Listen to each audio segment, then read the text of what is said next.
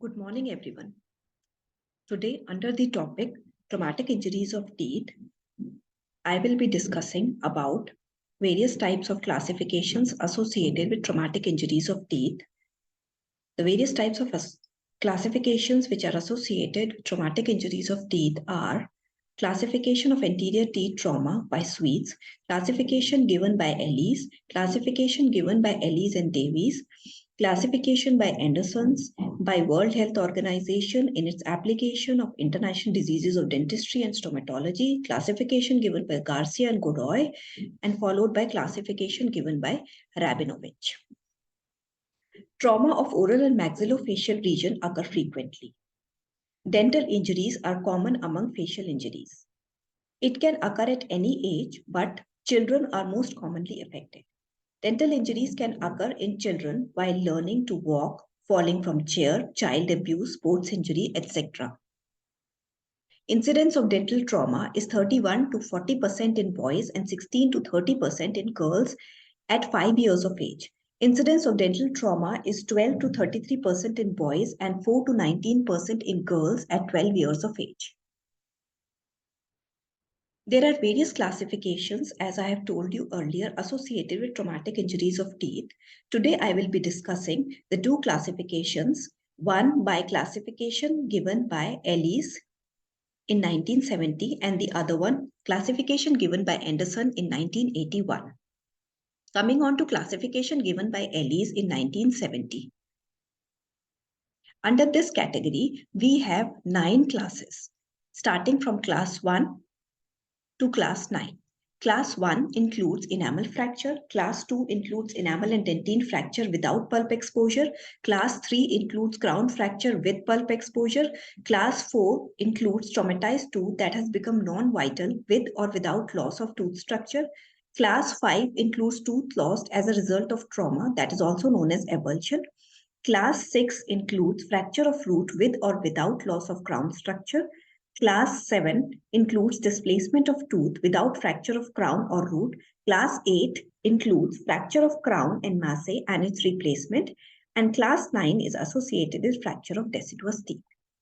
Coming on to Ellis Class 1, that is the enamel fracture. The enamel fracture can be very well appreciated in this picture, in which only chipping of enamel has occurred, leaving intact the inner layer, that is the dentine. Coming on to Ellis Class 2. In Ellis Class 2, again, we have fracture of enamel as well as fracture of dentine, but there is no exposure of the pulp. So you can imagine here that enamel is fractured and dentine is also fractured. So that is Ellis Class 2. Coming on to the Ellis Class 3, that is crown fracture. That means enamel and dentine both are fractured along with the exposure of the pulp. So in this, we can appreciate there is exposure of the pulp. You can see bleeding from inside the tooth. That is the exposure of the pulp. And this can also be appreciated in the radiograph very well, that the pulp is exposed. Coming on to Ellis Class 4, that is traumatized tooth that has become non-vital with or without loss of tooth structure. So in this, one of the most important sign is that there is discoloration of that particular tooth. So discoloration of the tooth is mostly associated with Ellis Class 4. So this can also be seen in this picture that this particular tooth is discolored, or the color of this tooth is different from the adjacent healthy tooth. Coming on to Ellis Class 5, that is tooth lost as a result of trauma, that is also known as avulsion. In this particular case, whole of the tooth has come out of the socket due to trauma. So this can be seen in these pictures that there is no tooth in the socket. And when we take a radiograph of this particular scenario, there is no tooth in the socket and the socket is completely empty. Coming on to Ellis Class 6, which is fracture of root with or without loss of crown structure. So the fracture of root can occur at any level, either at the coronal portion of the root or middle third of the root or apical third of the root. And most of the time, the bleeding is seen at the gingival crevice. This can be also seen over here in this picture. So when we take a radiograph of that particular tooth, then we can very well appreciate that what is the level of fracture in the root, either in the apical third or in the middle third or in the coronal third of the root. Coming on to Ellis class 6, that is displacement of tooth without fracture of crown or root. In this, there is displacement of the tooth, which can also be seen in this picture. And when we take a radiograph, we can appreciate the displacement of that particular tooth in relation to the other teeth. Ellis class 8 includes fracture of crown and masse and its replacement. That is, in this particular case, whole of the tooth is crushed into pieces. Coming on to Ellis class 9, it includes fracture of deciduous teeth, whether it is in the enamel or dentine, or there is exposure of the pulp in relation to the deciduous teeth, or there is intrusion of the tooth, which can be appreciated here also. There is intrusion. Radiographically also intrusion can be seen, or crown fracture of a right central incisor and subluxation of both centrals can be seen in this particular picture. Or we can see here also that crown root fracture of a right central incisor. So everything which is associated with fracture of a deciduous teeth, any kind of fracture it is, it comes under the category class 9. After reading about the Ellis classification of traumatic injuries of teeth, let's move on to the classification given by Andreasen, which was given in 1981. So under this, he has divided the whole classification into 4 broad categories. One is injuries to the hard dental tissues and pulp.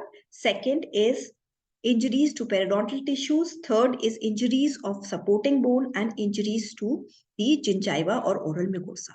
Coming on to the first broad category, under this category, we have various subcategories, which includes first, crown infarction, that is an incomplete fracture or crack of enamel without loss of tooth substance, which can be seen over here that there is just a crack, okay, or incomplete fracture, but there is no loss of any tooth structure seen. There is just a fracture or a crack. Coming on to the second subcategory, that is uncomplicated crown fracture. A fracture contained to enamel or involving enamel and dentine but not exposing the pulp. So in these pictures, we can see that there is no exposure of the pulp. Radiographically also, a radiograph can also be taken for a better diagnosis that whether the exposure of the pulp is there or not.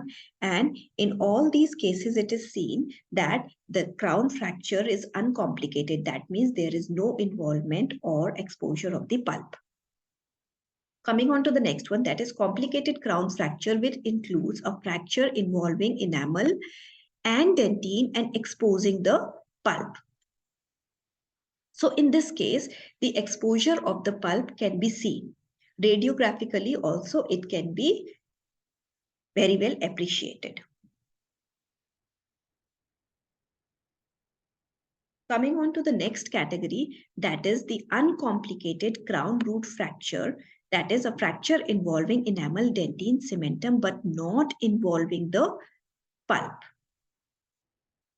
So in this case, we can see that fracture involves enamel, dentine and cementum, but there is no exposure of the pulp. So the fracture line goes from the enamel, goes to the dentine and goes to the cementum. It can be also appreciated through the radiograph.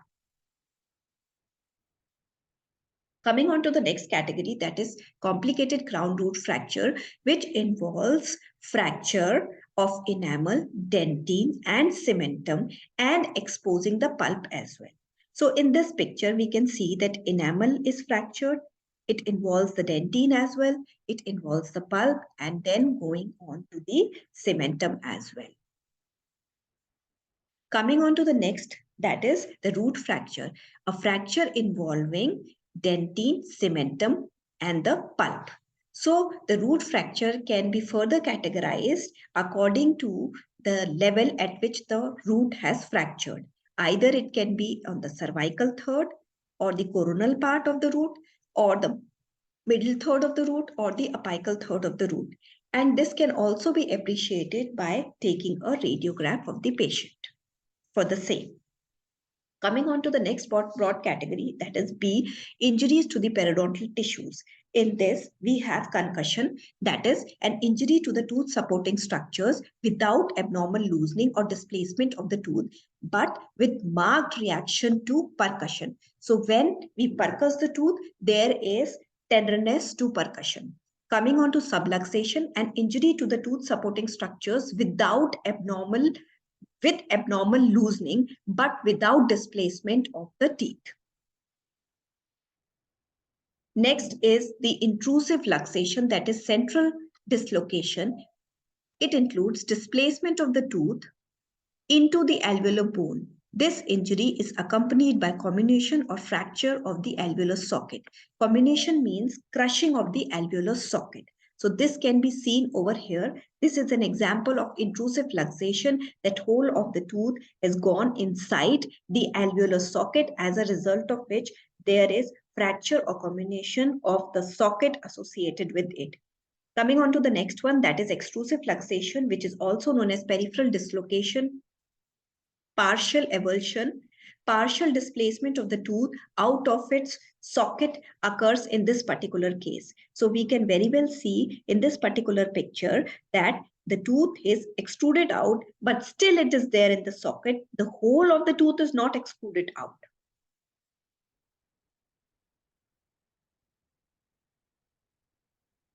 Coming on to the next one, that is lateral luxation, which includes displacement of the tooth in a direction other than axially. This is accompanied by comminution or fracture of the alveolar socket, which can be very well appreciated over here. Lateral luxation, displacement of a tooth other than axially. Any other kind of displacement comes under lateral luxation.